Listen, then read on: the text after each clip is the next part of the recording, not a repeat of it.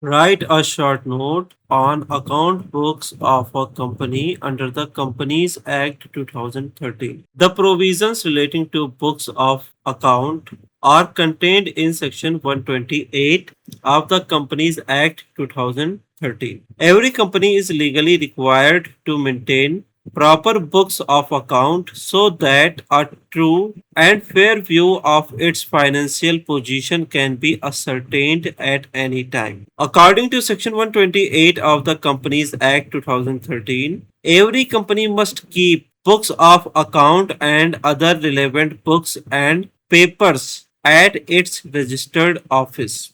The books of account must contain records relating to receipts and expenditure, all sums of money received and spent by the company, and the matters in respect of which such receipts and expenditure take place. Sales and purchases. All sales and purchases of goods made by the company. Assets and liabilities. Details of all assets owned by the company and all liabilities owned by it.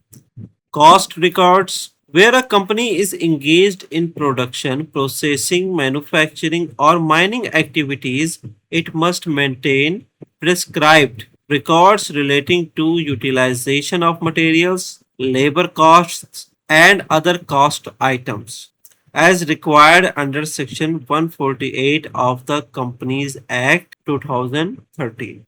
Place where books may be kept. Normally, the books of account at the company's registered office. However, the board of directors may decide to keep them at any other place in India. In such a case, the company must inform the registrar of companies about the address of that place within 7 days of the board's decision.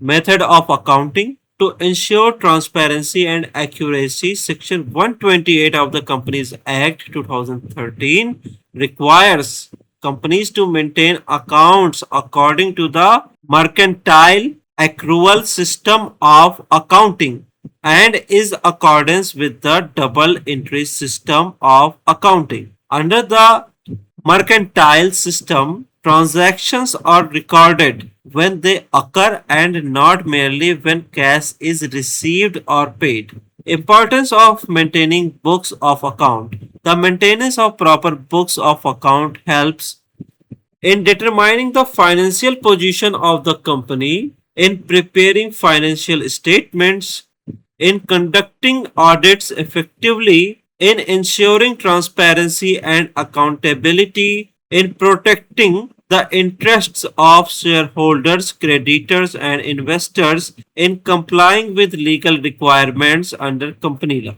Conclusion. Thus, Section 128 of the Companies Act 2013 mandates every company to maintain proper books of account relating to receipts, expenditure, sales, purchases, assets, liabilities, and cost records. These books must present a true and fair view of the company's financial affairs and be maintained according to the mercantile system of accounting.